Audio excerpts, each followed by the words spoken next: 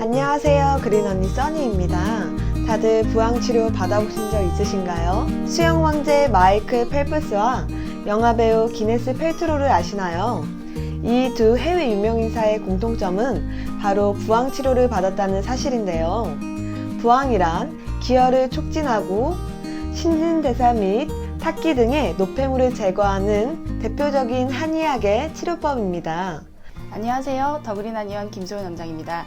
진료를 하다 보면 환자들로부터 부항 좀 떠주세요, 피 좀 빼주세요 같은 요청을 곧잘 듣게 됩니다. 아무래도 부항 치료를 경험하신 분들로부터 이런 요청을 듣게 되는데요. 민간에서도 사우나 같은 데서 서로 부항을 하기도 할 정도로 친근한 한방 치료법이라 할 수 있습니다.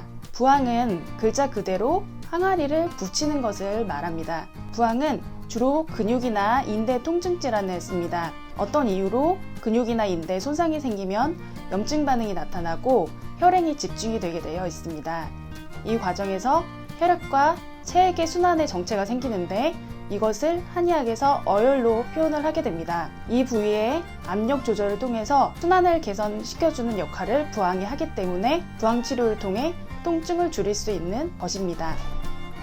부항을 하고 나면 피부색이 변하는 것을 확인할 수 있는데요. 혈액 정체가 많이 된 부위는 통증도 심한데 부항을 하게 되면 검붉게 되고 또는 붉게 변하게 되는 경우가 많이 있습니다. 부항의 종류는 크게 두 가지로 볼 수 있는데요. 첫 번째는 피를 뽑지 않는 건부항 또는 건식 부항과 피를 빼는 습부항으로 나눌 수 있습니다. 먼저 피를 뽑지 않는 건부항을 살펴보면요. 피를 뽑지 않기 때문에 건이라는 말을 붙이는 방법이고요.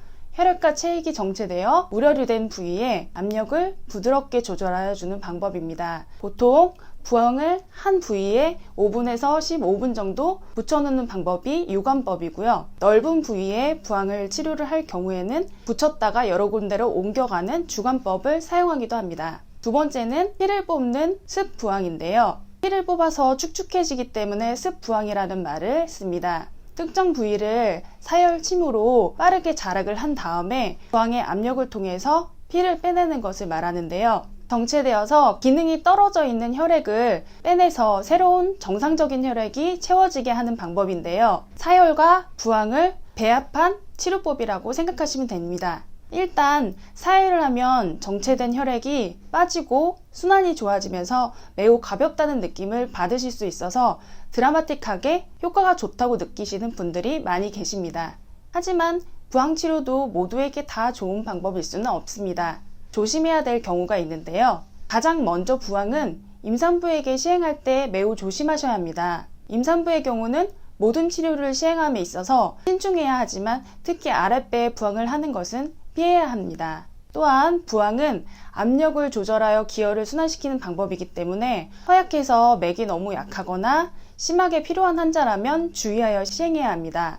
아무리 적은 자극이라도 환자의 입장에서는 무리가 될 수 있으니까요. 아울러 피부가 예민한 분도 조심해야 합니다. 사혈침을 쓰는 습부항은 물론 건부항일지라도 피부가 쉽게 붓고 가려워지는 환자라면 신중하게 접근해야 합니다. 또 외부로 상처가 드러나거나 골절이 의심되는 부위에는 부항을 하지 않아야 합니다. 여기서 잠깐 위생컵에 문제가 의심된다고요? 습식 방식의 경우 살균 및 소독 작업이 전제되지만 혈액으로 인한 부항기에 오염 및 감염이 발생할 수 있어 2012년부터 우리나라는 습식 방식의 부항은 일회용 부항컵 사용을 권고받았습니다. 저희 더그린에서도 일회용 부항컵을 사용하고 있으니 모두 안심하고 치료 한번 받아보세요. 일회용 부항컵은 이렇게 오는데요. 습식의 경우 이렇게 치료를 하고 있고 건식의 경우 이렇게 사용하고 있습니다. 이제 모두 안심하고 치료받으세요.